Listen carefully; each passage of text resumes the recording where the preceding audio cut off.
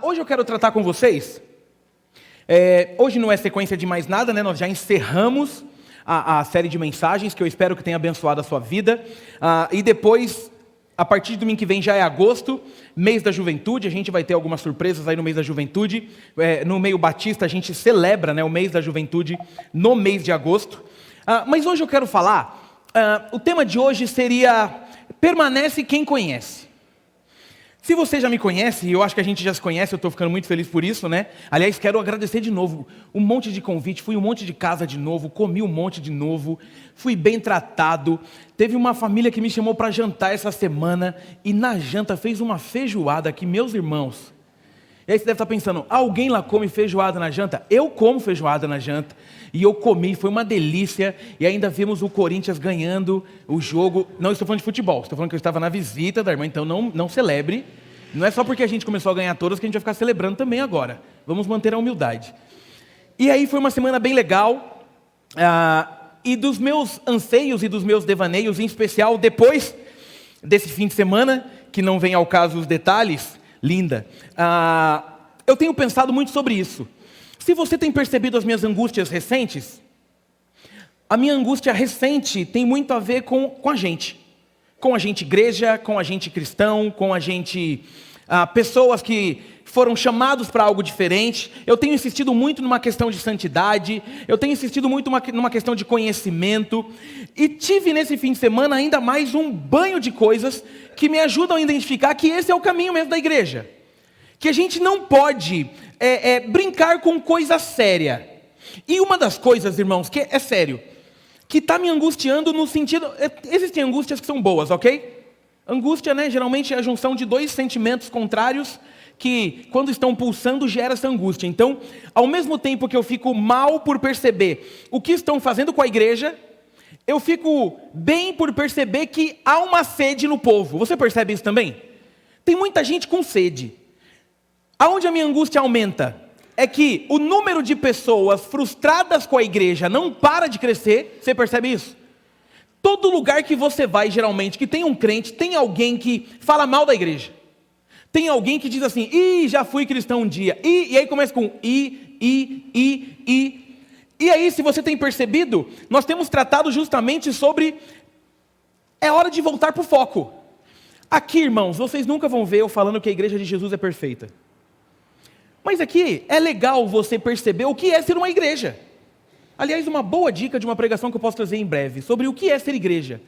Porque se você entrou aqui com a expectativa errada, essa pode ser a sua primeira, como pode ser a sua 20ª igreja. Vai dar errado. Sim ou não? Aqui nós somos todos pecadores, sim ou não? Gente boa? Sim. Fomos redimidos pelo sangue de Jesus? Mas continuamos pecadores? Sim. Nós estamos num processo de santificação. E o grande detalhe é que uma das coisas que me angustia é que o nosso coração, por muitas vezes, ele é um pouco ingrato. Eu tenho muita dificuldade com a ingratidão. Na verdade, eu acho que todo mundo, né? Ninguém gosta de um ser ingrato. E a ingratidão, quando eu vejo alguém falando mal da igreja, ou alguém tentando derrubar a igreja, ou tentando ser um detrator da igreja, não é nem em si com a igreja, mas é com o dono dela. Porque Jesus chama a igreja do quê? De noiva. Você já parou para pensar nisso? Quem aqui é noivo? Tem alguém aqui que é noivo? É que é difícil. Vocês são noivos? Ai, que fofinhos. Vocês estão noivinhos? Que legal. Casam quando? Março. Nossa, agora? Que dia? 9? Olha, aniversário do Benício é dia 9, uma semana depois, exatamente. Meu filho, se a gente falasse mal dela, você ia ficar feliz? Sim ou não? Se a gente falasse que ela é uma falsa e não presta, você ia gostar? Não. Percebe que quando você fala mal da noiva, o noivo está sendo ofendido indiretamente? Agora olha que interessante. No ambiente da ingratidão, sempre que eu falo mal, é porque ou eu não conheço, ou porque eu me esqueço de tudo aquilo que eu já vivi dentro da igreja. Irmãos, o ambiente da ingratidão, ele gera em nós corações que têm Alzheimer. Sabe por quê? Porque se você foi de uma igreja verdadeiramente, você tem muitas boas experiências na vida. Pode ter as ruins, pode. Mas se você foi verdadeiramente, você está cheio de boas experiências, sim ou não? momentos que você precisou, momentos em que você esteve aflito, momentos em que você se sentiu desamparado. Ou uma coisa que acontece bastante aqui, que a gente tem percebido, pessoas que vêm de longe, até porque Guarulhos é uma cidade muito industrial, que chegam sem nada, chegam por um emprego novo, ou para estudar numa cidade, não conhecem ninguém, é na igreja que encontra uma família, é na igreja que encontra uma morada. Mas o grande detalhe é que, geralmente, e eu vou insistir muito nisso, o nosso problema, quando ele está sendo aplicado com a igreja, não está na igreja, está no nosso problema com o dono dela. Porque eu tenho uma métrica na minha vida. Aqueles que são amigos de Jesus e conhecem Jesus, eles conseguem ficar numa igreja por pior que ela seja. Amém? Eu quero tentar trazer para a gente então, essa percepção do porquê estamos aqui. Essa percepção de quem Ele é. Aliás, eu quero compartilhar, me permita, Ana, uma experiência que a gente viveu essa semana. Ana está passando aí por um momento de luta, né? Na quinta-feira, o seu Edmundo, o pai da Ana, recebeu o diagnóstico de um câncer no pulmão. E aí, eu vou compartilhar o que a gente viveu, né? Porque a gente tem um grupo lá dos Pilares. A Ana mandou para mim, no particular. Assim que ela teve a notícia, né, na sexta-feira, o dia que eu ia para o Radical e tudo mais, mas Ana falou assim: pastor, a gente acabou de descobrir o diagnóstico do meu pai, que é um câncer e tal, e eles estão chateados, e o que é evidente, ninguém fica feliz. Será que você conseguir ir lá? Isso no meu coração é urgente. Alguém triste por um diagnóstico. E aí ainda bem que eu tenho uma esposa que é muito especial, eu falei: amor, você prepara minha mala para o Radical que eu preciso correr numa urgência. E mesmo a notícia não sendo boa, como foi precioso aquele tempo. Corri para a casa dos pais da Ana. E aí sentei lá. Eles estavam realmente bem tristinhos assim. E gente, olha isso. E aí a gente conversando ali, eles comentaram de um detalhe que seu pai estava precisando de ajuda. Eu me lembrei de uma amiga minha que é referência no assunto, que eu espero até que tenha ajudado, porque depois eu não consegui fazer mais nada. No começo da conversa eu já indiquei minha amiga, e aí tal. E aí eu reparo muito no jeito, né? Não sei, eu deveria ter estudado alguma coisa sobre corpo. Você repara também? Quando tem gente que chega aqui, eu estou pregando, parece que eu não estou vendo, mas ela está assim, ó. Se a pregação ela estiver gostando, ela começa a fazer assim, ó. Ela termina, o corpo fala. E aí eles me receberam e tal, tristes. E aí, claro, né? Eu fui ali, empático. Aí passei o contato da minha amiga e comecei a falar para ele: seu Edmundo, ó, o câncer para ser vencido começa aqui, ó. Se o senhor se entregar, não, eu sei, meu filho, não, eu sei nada. E começamos, irmãos, terminamos na mesa da cozinha comendo bolo e rindo. E ele contando algumas coisas que ele aprontou na juventude. E rindo, mas ele estava rindo assim, ó. Cara, a minha vontade naquela hora foi assim: puxa, como eu queria que a Ana tivesse sentada aqui na mesa. Porque eu sei que ela estava angustiada. Mas olha que interessante. A igreja de Jesus, ela tem um papel fundamental no mundo. Ser representante de quem? Do próprio Jesus.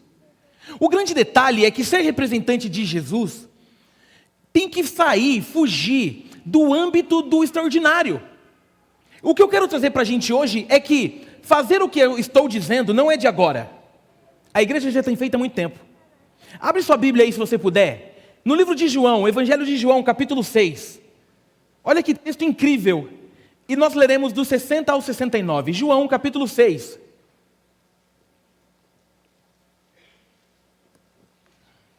Do 60 ao 69. Isso. Eu estou com a minha versão na NVI. E a minha versão diz assim: ao ouvirem isso, muitos dos seus discípulos disseram: dura essa palavra, quem consegue ouvi-la? Sabendo em seu íntimo que os seus discípulos estavam se queixando do que ouviram, Jesus lhes disse: isso os escandaliza? Que acontecerá se vocês virem o Filho do Homem subir para onde estava antes? O Espírito da vida. A carne não produz nada que se aproveite.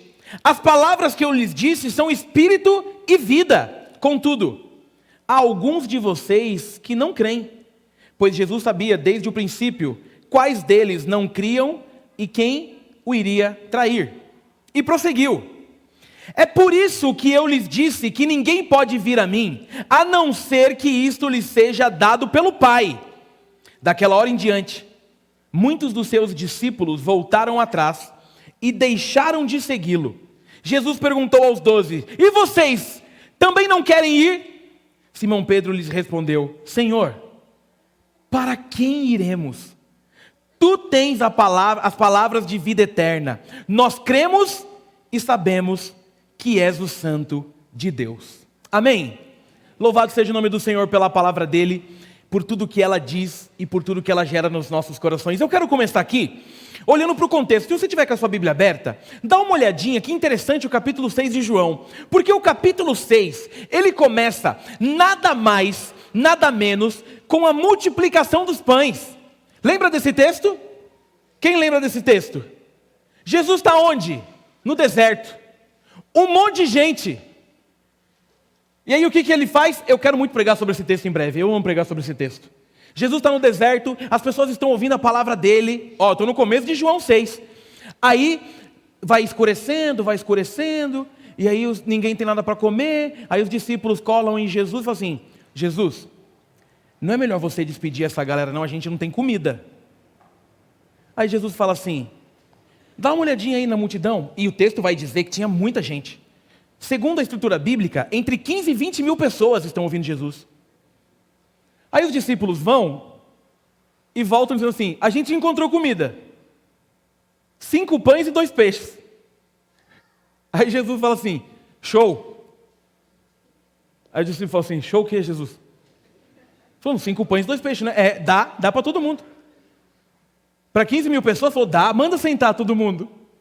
Olha o texto. Aí os discípulos, e lembrem-se, eu estou dando um spoiler da pregação, né? Mas eu vou dar. Aí você volta para ouvir ela até o fim, tá bom?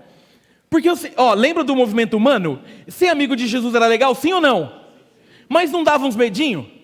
Você já viu 15 mil crentes com fome? Meu irmão, 15 mil crentes com fome, eles matam qualquer animal. Se surgir leões, eles matam. E aí os discípulos falam assim: ô mestre, eu acho que você não entendeu, a gente só tem aqui 5 pães. As pessoas falam: confia no Pai. Aí os discípulos começam a mandar a galera sentar. Senta aí. Senta aí. É sério, se eu fosse discípulo, sabe o que eu ia pensar, né? Eu ia falar: já sei. Manda ele sentar e a gente corre. Até levantar a gente já está no barco. E aí não, Jesus continua. Eu vou pregar sobre esse texto de novo, você vai vir para ouvir, tá bom? Mas é porque você tem que entender onde a gente vai chegar. E aí o texto diz que Jesus põe os discípulos do lado dele, pega os 5 pães e os 2 peixes e fala assim: pode mandar o povo vir. Imagina a cara do discípulo assim: vamos morrer, hoje a gente vai morrer. Imagina, levanta aqui, faz a fila. Aí o povo levanta: vem, tá chegando Jesus. Jesus, esses 5 já dá tudo. E Jesus falou: pode vir. Pensa na cena, é sério. Lembra que, né, mano, não é aquela coisa, você tá ligado, né?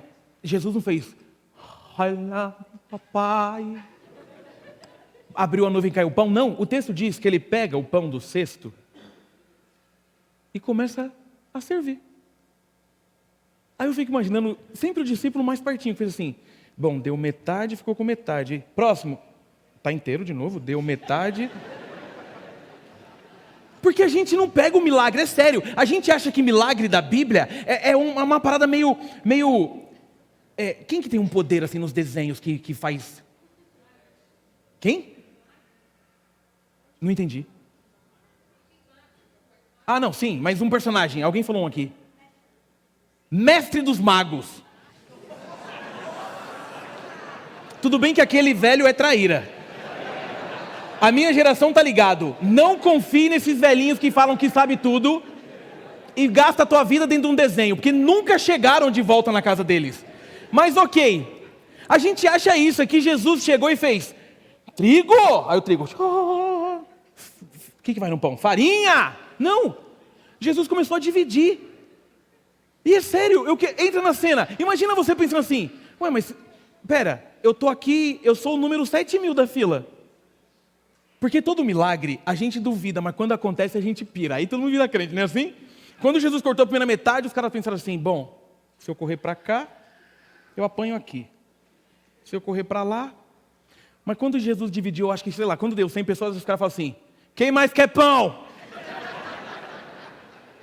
Porque eu sou amigo do padeiro. E o texto diz que Jesus multiplica pão e peixe. Meu irmão, você já imaginou 2 peixinhos para 15 mil pessoas? Se cada uma lamber o peixe, não dá. Não dá, porque nas 10 mil vai ter nada. Então, eu fico imaginando que no começo eles estavam duvidando, mas no final, os discípulos estavam assim, qual o ponto do peixe, querido? Esse é patê e acontecendo. Aí olha a sequência, a gente está só no contexto. A sequência é quando Jesus despede a galera e fala para os discípulos, vão indo. E os discípulos vão indo. Quando eles estão lá no meio do mar, eles olham para o mar e falam que estava vindo o quê? Um fantasma. Só que calma, se você estiver em João 6, João, como ele não está nos sinóticos e ele é um pouquinho vaidoso nesse aspecto, João não mostra toda a história. Vai para Mateus ou para Marcos ver essa história, porque eles relatam. É o texto onde os caras estão no barco e falam assim, é um fantasma, e não era um fantasma. Quem que estava vindo pelo mar? Você já ficou, tirando o Alain, mais alguém já ficou no alto mar à noite? Na verdade, o alto mar já é uma praga de dia. Porque balança, meu Jesus, eu não sei como alguém gosta de ficar num barco pescando. Alain, me ajuda. Outro dia, a Helena inventou, era pequenininha.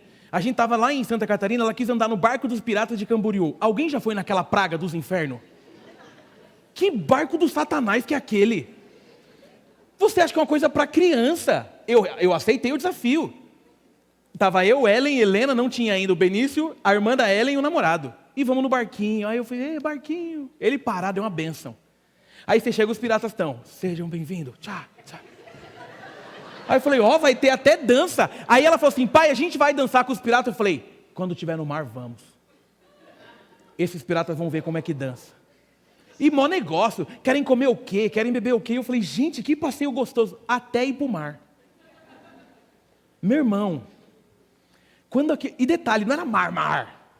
Quando entrou ali, naquele começo que ele começa a fazer assim, era a Helena dançando, a Ellen dançando, e eu numa janelinha desse tamanho com a cara, passando um mal dos infernos. Não, você já passou mal em alto mar ou em mar? É a passada de mal mais horrorosa, sabe por quê? Porque eu não tinha comido nada. Então eu só fazia o barulho, eu só fazia e não vinha nada, e parecia que ia sair todas. Agora imagina, eles estão no alto mar de noite, aí eles olham, tá vendo um negócio lá. Porque, de novo, a gente quando lê o texto fala assim, ai que legal. Legal, irmão. Quem que gostaria de estar no mar e ver alguém chegando, andando, falando, e aí? Que legal. Aí eles olham e quem está vindo no mar é o próprio Jesus. E eu já te falei, porque eu acho que Jesus era um pouco debochado, né? Acho que ele falou, nem me esperaram, molhei o pé. Sequinho. Que no texto de Mateus, é o texto onde Pedro fala assim, Jesus, não entra não, fica aí fora. Você sabe que se o senhor quiser, eu também posso ir, né? Jesus falou, claro que eu sei, lindão. Ele falou, então eu quero ir. Jesus falou, então vem. Ele falou, então eu vou pisar. Jesus falou, então pisa. Ele falou, então eu vou afundar. Ele falou, então não afunda. Na hora que ele pisou, até que deu liga, mas de repente ele lembrou da fé dele e começou. E a gente não presta atenção, mas deve ter sido engraçado demais. Porque eu acho que a hora que Pedro pisou, falou, uou! Imagina ele, Jesus! E eu já te falei, se eu fosse Jesus, eu ia esperar chegar aqui, ó. Ia fazer. Oxe, fazendo o que aí embaixo, Pedro? Não é melhor ficar lá dentro com os meninos? E Pedro volta para o barco. Só que aí, a sequência do texto é aonde o bicho pega. Porque aqui, a gente começa, do 22 ao 59, tem uma crise entre Jesus e todos os seus seguidores. E essa crise acontece, por quê? Porque Jesus para de novo, porque quando eles chegam, cara, é muito louco esse texto, a multidão já está atrás deles de novo, já tem uma renca atrás deles de novo, certamente pegaram os barcos e foram atrás de Jesus, e aí é o momento onde Jesus para exortar o povo. Jesus fez o que fez, mas agora ele quer falar sobre uma exortação. E acontece aqui um fenômeno. E qual que é o fenômeno? Jesus está pregando, está dando uma cajadada, e o pessoal começa a abandonar. O que eu quero trazer para a gente hoje é justamente isso. Diante de tantas histórias que a gente já viveu com Jesus, diante de tantos milagres, se a gente não conhecer quem Ele é, dificilmente nós seremos um discípulo que vai permanecer na presença do Mestre. O que eu quero mostrar para vocês hoje é que ser ingrato com Jesus não é de hoje. O que eu quero mostrar para vocês hoje é que no ambiente da exortação, nem todo mundo está pronto. Sabe por quê? Porque a gente não conhece o Mestre que a gente serve. E a primeira coisa que eu quero falar para vocês diante dessa história, como é que eu sei esses detalhes de ser um discípulo que permanece? Discípulo que não conhece o Mestre, muitas vezes o serve por interesse. Olha o que diz o 60. Ao ouvirem isso, muitos dos seus discípulos disseram: dura essa palavra, quem consegue ouvi-la? Os mesmos discípulos que haviam comido o pão e o peixe. Tem gente que serve a Jesus meramente pelo interesse. E aqui está o primeiro exemplo. Eles achavam, e agora eu vou mudar o personagem, que Jesus era simplesmente alguém que lhe cumpria desejos. Que Jesus, eles seguiam Jesus para buscar a bênção. E tem uma frase famosa no meio cristão: muitos querem a bênção de Deus, mas poucos querem o Deus da bênção. Meu irmão, aqui está uma prova de mais um grupo de cristão interesseiro e não verdadeiramente discípulo. Porque o discípulo verdadeiro, ele tem que estar pronto para tudo que o mestre tem para falar. E de novo eu vou ter que bater forte nisso, me perdoem. Não me perdoem não, está na palavra, eu vou ter que falar. Ouve o que eu vou te dizer aqui. Muitas vezes nós largamos a fé porque os nossos interesses não estão sendo cumpridos. Irmãos, eu já disse aqui e vou repetir também. É nos momentos difíceis que Deus também gosta de ser glorificado. É melhor a gente mudar de igreja, né? Não, porque tem uma série de mensagens lá um pouco pesada, não está me fazendo bem. Por que não? Por que não? De onde a gente tirou que servir a Jesus é apresentar uma lista de desejos e recebê-la? Esse evangelho triunfalista não pode pegar nosso coração. Igreja, sabe por que as pessoas estão abandonando a igreja? Muitas delas é porque não tiveram seus desejos cumpridos. Você que nos visita, deixa eu explicar uma coisa que essa igreja aqui acredita. Crente também sofre. Deixa eu te dizer uma coisa aqui que essa igreja acredita. Crente também se dá mal. Quer ver? Tem alguém aqui que está doente nesse momento? Levanta a mão. Deixa a mão bem alta. Levanta de verdade. Vocês são crentes? Crentes? Crente? Crente? Jogador de bola, crente. Crente? Super crente. Já está trazendo até os amigos para a igreja. Quer ver? Tem alguém aqui desempregado? Levanta a mão. Levanta bem alto. Está desempregado, minha filha? Oh, meu Deus. Que susto. São crentes? Crente? Jennifer é crente? É crente? Agora eu sou, gosto assim. Antes não? Era mais ou menos. E como a Bíblia diz que não dá para ser mais ou menos, não era. Amém. Está desempregado? Vou orar por vocês que estão desempregados também hoje. Não agora. Está desempregada? Vou orar para que você arrume um emprego lá em Minas e mande doce pelo Sedex. Está desempregado? Vou orar para alguém que precisa de um engenheiro urgente e te liga essa semana. Meu irmão, e eles estão na igreja. O problema é que quando a gente tem só um coração interesseiro, todas as nossas relações estão baseadas naquilo que eu ganho. E é difícil falar isso, né? É que nem relacionamento. Relacionamento interesseiro não deixa a gente chateado. Você ia gostar de saber que você está com essa pessoa aí porque você tem muito dinheiro? Não deve ser chato? É, né? A Ellen também está comigo só por causa de dinheiro. Tadinha, já me sustentou tanto nessa vida. E ó que eu comia, viu, gente? Por que você fazendo assim, irmão? Ela contou já que eu comia muito. Aliás, queria agradecer a Ellen, que fez uma surpresa para mim essa semana. E me levou no ragazzo. Estou muito feliz com a surpresa. E fez questão de fazer um vídeo e publicar na internet. E ela fez assim: nossa, é sua folga, e o ragazzo aqui do lado tem brinquedão que as crianças amam, vamos? Eu falei, não. Ela falou, vamos só para lembrar do nosso tempo de namoro. Aí eu fui. Gente,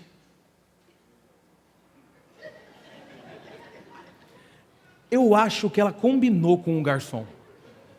O que o garçom tirou onda com a minha cara? Foi ou não foi? Ele fazia assim, ó. Eu juro. Ele catava o celular, ele falava assim, o que você quer comer, querido? Aí a gente falou, uma água para as crianças e uma coxinha. A Ellen quer uma salada. Ele, desse jeito, ele ficava. Tá, e o pedido? Aí eu, a água, a coxinha e a salada. Ele, quantas águas? Eu, não é. Aí a Ellen começou a rir, porque ela percebeu que o meu fruto do Espírito começou a sair. Mas eu me mantive. Aí ela virou para rir, eu falei, não, eu não vou perder o tempo. Sabe por quê? Eu falei, isso aqui foi a igreja que mandou me testar, porque eu estou pregando sobre isso. É a série de mensagens inteira, ame o inimigo, perdoe e tal. Falei, querido, é uma água só. É só uma água? Eu falei, não, querido. A coxinha... E a Anderson, me ajude. E a salada.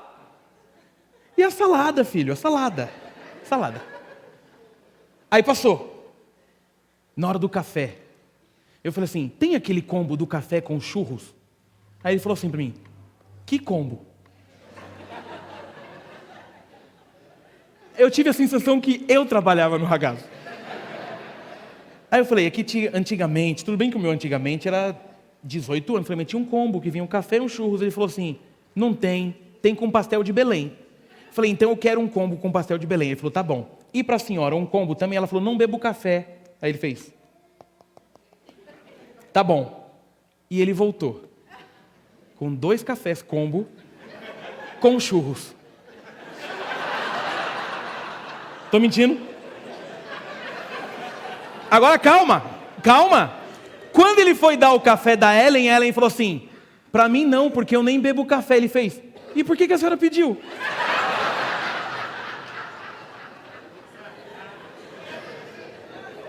Aí eu fiz assim para ela, vai. Só um recorte, porque gente, foi muito legal relembrar meu tempo de namoro. Mas eu tenho a sensação de que quando eu ia lá eu tinha mais paciência, agora eu estou um pouquinho sem paciência. Mas você gosta de alguém que está com você por interesse? Por que Jesus gostaria? Olha o que está acontecendo aqui. As mesmas pessoas que viram o sobrenatural não aguentaram tomar uma bronca.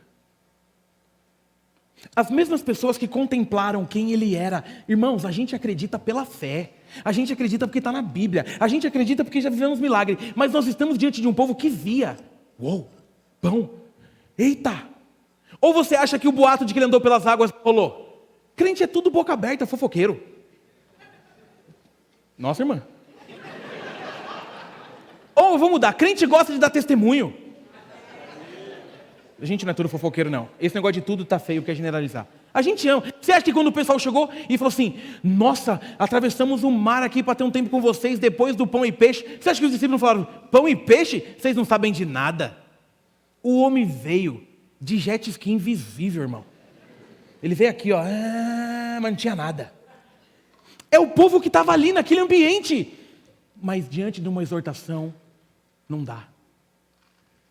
Meus irmãos, ou a gente começa a entender quem Ele é, ou a gente começa a entender, senão a gente está servindo Ele por um interesse. É só você medir a sua fé de acordo com o teu ganho. É só você medir se você não está ficando muito mais crente quando tem mais. Tome cuidado, porque numa fase ruim da vida, certamente você vai abandonar a fé.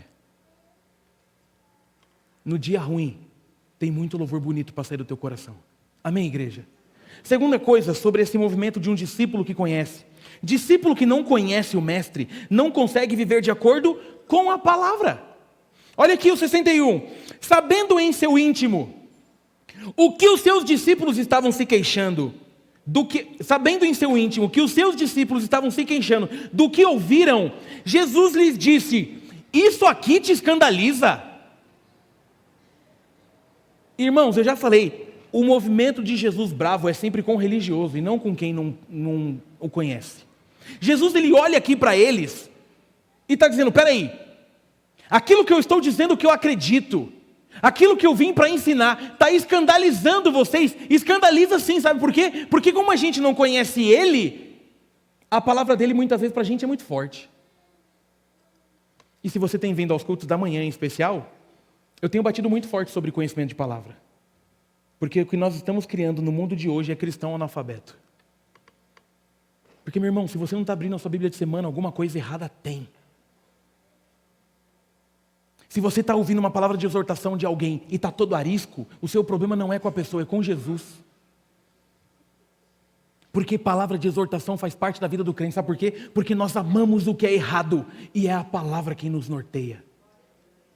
Porque nós amamos o que não presta, mas a palavra que nos coloca no prumo. Se estamos nos escandalizando com aquilo que está no Evangelho, o problema não está no Evangelho, o problema está em você. E qual que é o grande risco disso tudo? Deixa eu te lembrar de uma coisa. Uma das especialidades do inimigo das nossas almas é gerar uma certa transformação na palavra para que ela fique mais saborosa. A especialidade hoje do diabo não é falar contra a palavra de Deus, mas é manipular. É dar um jeito dela ficar, ai que fofinho. Irmãos, vamos ser sinceros. Só quem teve uma criação rígida sabe como é bom ser corrigido e ser exortado. Que eu acho que isso não existe mais tanto, né? Agora vocês vão ver que eu estou ficando velho. Porque sempre que a gente usa essa expressão, porque a gente está ficando velho. Não é que nem na minha época. É ou não é? Na nossa época, isso é sinal de muita velhice. Na nossa época, veja, quem não conhece o mestre não vive de acordo com a palavra. Eu fui criado de um jeito. Meus pais, vocês estão brigados, pai? Estão aqui? Chegou depois, né? Deve estar cada um com o neto, porque eles olharam. Mas os meus pais criaram a gente assim, estava numa festa e aprontava alguma coisa.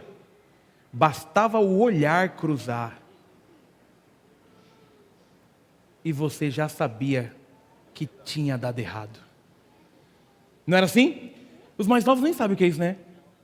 Os mais novos sabem nem o que é. Os mais novos nem olham para os pais. Conversa assim, Quer almoçar? Quero. Quero não, né? Quero. Mas antigamente, lembra como era? Você estava lá fazendo uma balbúrdia com seus primos, quebrava alguma coisa, pá! Cara, quando quebrava alguma coisa, era automático o seu cérebro dizia assim, olha para o teu pai, para saber com quanto tempo morrerás. E o olhar, quando se cruzava, o cérebro dizia, essa noite ainda estará comigo no paraíso.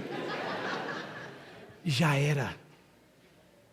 Com Jesus, se a gente não conhece, nós não vamos viver de acordo com a palavra. Sabe por quê? Porque senão a gente vai viver um monte de coisa por aí que estão dizendo, mas não é o que ele realmente diz. Tem uma coisa que eu acho que a gente deveria voltar a buscar, que é muito séria, que é a intimidade com Deus, sabia? Você já parou para pensar como é legal ter intimidade? Eu amo fazer o teste da intimidade. No teste da intimidade, quando você tem intimidade com alguém, você geralmente sabe os gostos da pessoa, sim ou não? Sim ou não? Sim. Quer ver? Como é o nome da senhora mesmo? Isolina. A senhora sabe meu nome? Fica quieto, Orlando. Como que é meu nome, querida? Bruno. E o nome da minha esposa? Como não sabe? Já vim aqui há 2... Não, pare de pedir ajuda do seu filho. Nome da minha esposa. Vou te dar uma chance. Nome da minha filha. Parece que é o da minha esposa, que você não sabe. Começa com H. Não é possível. Nome do meu filho. Também não. Então eu vou facilitar. Meu prato favorito. Não sabe? Prato cheio. Gostei de quem falou isso. Quem falou? É linda até nas brincadeiras, né? Se fosse um jovem ia ver. Não sabe. Por que a senhora não sabe? Porque a gente mal se conhece. Agora se eu falar para Ellen assim, Ellen, qual é o nome da minha filha? E do meu filho? E da minha linda esposa? Você poderia responder, I am. E qual que é o meu prato favorito? Agora o bicho pega. Você viu que intimidade demais também é ruim? Porque expõe. Churrasco, coxinha. Quantos anos eu tenho, Ellen? 38. Fala um sonho meu aí para todo mundo. Nossa, saiu daqui esse meu sonho. A Mariane sabe, espero que você saiba. Não, eu não tenho sonho de carro. Meu, a minha prima sabe meu sonho. Aliás, a igreja deve saber, porque eu já falei. Ah, ouviu? Ela falou, batizar seus filhos. Batizar os meus filhos. Você percebe a diferença de quando eu tenho intimidade? Você percebe quando eu não conheço quem eu sirvo? Veja, queridos, como é o nome da religião que a gente segue? Cristianismo. Quem que é o nosso Deus? O Cristo. Como a gente serve a um Deus que não temos intimidade? E aí, por não ter essa intimidade, é que a gente cai no ponto 3. Nós temos essa dificuldade porque discípulo que não conhece o mestre, ao ser confrontado com a palavra, sabe o que ele faz? Vai embora. Essa parte do texto é a parte triste. Olha o que diz o 66. Daquela hora em diante, muitos dos seus discípulos voltaram atrás e deixaram de segui-lo. Meu irmão, é sério. Eu sei que Jesus é Deus, Jesus faz parte da Trindade, mas eu quero que você imagine a cena. Você já fez tudo o que você fez. De repente eles continuam te seguindo, eles atravessam o mar. Aí você dá uma palavra de exortação. E o texto diz que daquele momento em diante, eles viram e vão embora. Eles abandonam a presença do mestre. Você percebe que o fato de ter um coração muitas vezes interesseiro, ou de não conhecer o Deus que a gente serve, faz com que qualquer exortação nos retire da presença de Deus? É que o problema não está no que ele diz, mas o quanto nós o conhecemos. Se uma palavra de exortação faz com que você queira abandonar a fé, a tua fé não estava em Jesus, estava em você. Porque tem hora, vamos ser sinceros, e quem me conhece sabe, eu sei que eu sou um pastor de uma igreja, mas na verdade a Ellen é a melhor que sabe sobre isso, mas eu sempre tento estar em alguma igreja sentado para ouvir alguma coisa, ou escalar alguém aqui para que eu possa sentar e ouvir alguma coisa, sabe por quê? Porque todos nós temos que ser confrontados. E vamos ser sinceros, quando a gente está com um coração bom com Jesus, não é bom quando vem uma caixa dada gospel do próprio púlpito e fala assim, eita, sabe aquela pregação que você tem medo que o pastor fale teu nome? Não, você já passou por isso? Eu já. Parecia que ela tinha dado um relatório da minha semana. Porque tem muito crente que briga no trânsito. E vem para a igreja e eu, crente infeliz. Porque tem crente que come demais, E começou. E aí vai dando uma angústia, né? Você pensa assim, eita, se ele acertar mais um, ele pede música na minha vida. Mas no final, você consegue olhar para aquele efeito da palavra e falar assim, é isso, Jesus. Eu preciso mudar a jornada. Agora, se você está de mal com Deus, sobra até para a tua família. Aí eu ia chegar na linha e falar assim, está mandando mensagem para o pastor da minha vida? Tem crente que já fez isso. Eu não vou perguntar, mas será que teve alguém que já fez isso? O que eu gosto é quando alguém fala assim, nossa pastor, aquela mensagem de domingo, parecia que o senhor ia falar meu nome e sabia o que eu tinha vivido. Aí eu sempre tento lembrar a mensagem para saber o que o irmão está aprontando. Eu vou nos esboços e falo, irmão, que é isso? Mas não, isso é bom. O problema da gente não viver isso é porque quando a gente é confrontado, a gente prefere ir embora. Até porque na moda do evangelho da hipergraça, tem um monte de lugar para afagar nosso ego. Eu falei essa semana num congresso de jovens, aliás, muito feliz que um monte de jovem aqui estava lá comigo, obrigado. Depois fomos na padaria, prometo que não vou falar mais nada além disso, porque já tem gente olhando... Já tinha gente assim, ai, vai me caguetar e minha mãe está aqui. Não vou. E nesse congresso, a gente estava falando sobre negar-se a si mesmo. E esse aqui é mais um problema de um povo que não se nega. Porque se nesse altar aqui, nesse aqui não, que esse aqui não é altar, perdão. Nesse altar aqui, se você estiver no lugar de Jesus, quem é o pastor para falar contra você? Quem é a Bíblia para falar contra você? Quem você está achando que é para falar que eu não posso? E aí a gente prefere ir embora. E aqui entendo o que eu estou falando. Eu não estou falando para você que saiu de uma igreja machucado de verdade. Não, não é com você não. Porque tem gente que realmente, dependendo do tamanho da dor, não tem clima. Dependendo do tamanho da traição, dependendo do tamanho da punhalada pelas costas, dependendo do tamanho do, sei lá. Eu conheci gente no mundo cristão, na caminhada cristã. Estudei com uma menina na teologia, que depois serviu com a gente, que quando largou a igreja, largou porque o pastor era da família. E ao ter um problema na família dela, o pastor falou de púlpito. Dando um exemplo bíblico, falou assim, não vai ser que nem a irmã fulana ali, ó, que está fazendo isso. Largou. Não é disso que eu estou falando. O que eu estou falando é sobre esse movimento de crente mimado. De crente que ao ser confrontado quer largar a fé. Não, irmãos. Aqui é um lugar de lapidação. Aqui a gente precisa sair melhor toda vez que entra. E nem sempre sair melhor quer dizer que eu vou sair sorrindo. Porque esse lapidado dói. Dizem que o processo da pérola, né? É a pérola que tem que chegar numa temperatura extremamente alta, não é isso? É a pérola, alguém... É, né? Ela tem que ir para uma temperatura... Ela sofre uma queimadura extremamente alta para realmente ter valor. Não, é o ouro. É, a ostra... Porque eu falei, mas a pérola vem da ostra, né? Imagina a ostra... fervendo a pérola. Agora é só uma pérola. É o ouro que tem que chegar, se não me engano, numa temperatura extremamente quente para que seja lapidado. É alguma joia. Você vê como eu sou um pastor muito rico. Eu não sei nem o que é ouro, nem o que é pérola. Não é nenhum nem outro. É o diamante que tem que ser lapidado com jeitinho, não é isso? Numa temperatura alta para ficar valoroso. A gente é igual ao diamante. Agora ficou bonito, hein? Nós somos igual ao diamante. Precisamos ser lapidados para ter mais valor. Amém, igreja? E a quarta e última coisa é que discípulo que conhece o mestre permanece nele. E essa é a parte do texto que mais me emociona. Essa é a parte do texto que fala comigo de um jeito, porque Jesus aqui, veja, eu quero que você entre no clima do texto. Eu preciso que você entre no clima do texto. Lembra de tudo? Milagre, falou.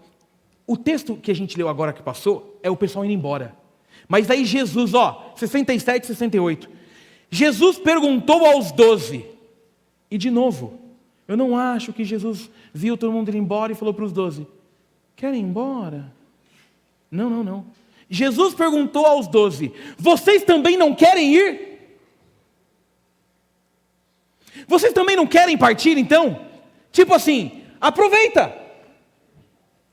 E aí vem ele, sempre ele.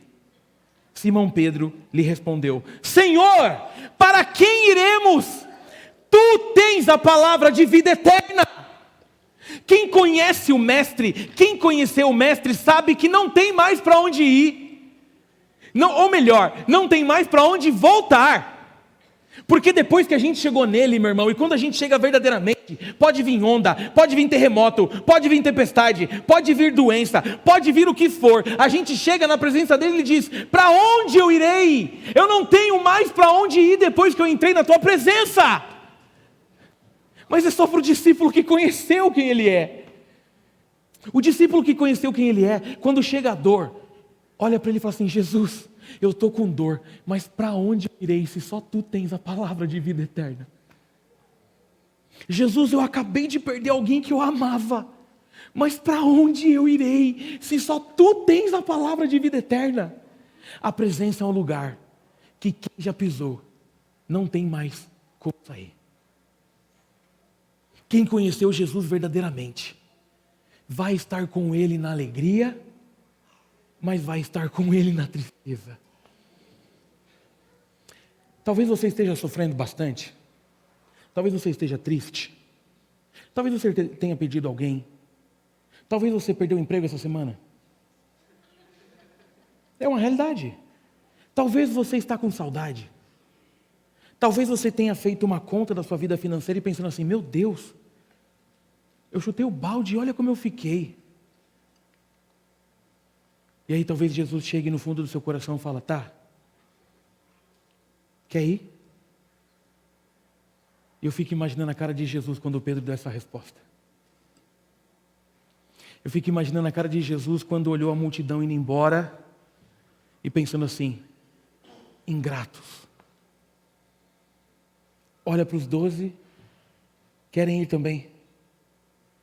Aí eu fico imaginando a cara de Jesus quando Pedro disse: Senhor, e para onde, Senhor? Senhor, depois que eu te conheci, acabou o caminho.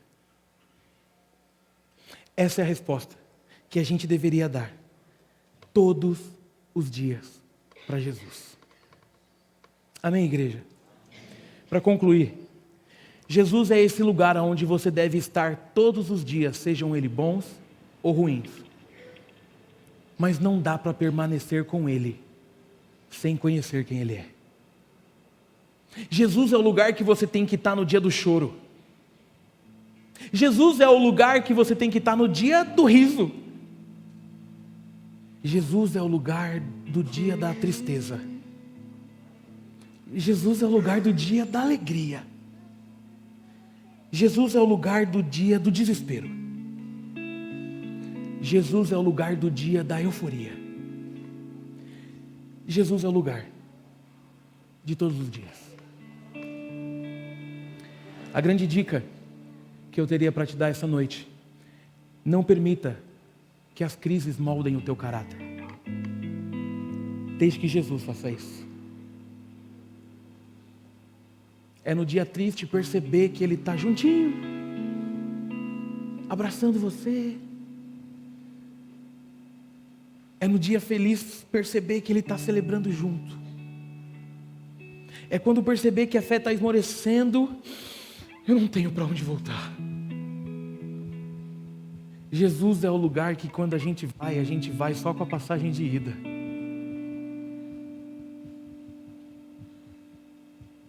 E é o melhor lugar que a gente pode estar todos os dias. Dias ruins virão, irmãos, mas dias bons também. Muita lágrima vai rolar ainda, irmãos, mas muito sorriso também. A gente ainda vai perder muito, irmãos, mas a gente vai ganhar também. Esse ou esse, não importa, desde que a gente esteja na presença dEle todos os dias. Mas não dá para permanecer sem conhecer. Não dá para servir como moeda de troca.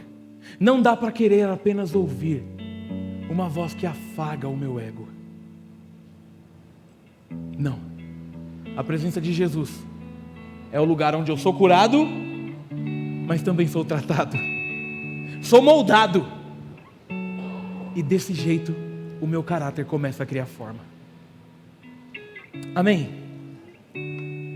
A gente tem um desafio muito grande nessa vida, irmãos. Honrar o nome de Jesus nos dias bons e nos dias maus. Ser a igreja triunfante quando tudo está bem é muito fácil. Dizer que ama Jesus quando tudo está bem é muito fácil. Uma das minhas lutas ministeriais é para que diminua o número de pessoas que falam mal da igreja de Jesus. Isso só vai diminuir quando a gente conhecê-lo verdadeiramente. E por ser amigo dele, defenderemos a sua noiva todos os dias. Amém? Porque nós somos encontrados por ele e ele mudou a nossa história.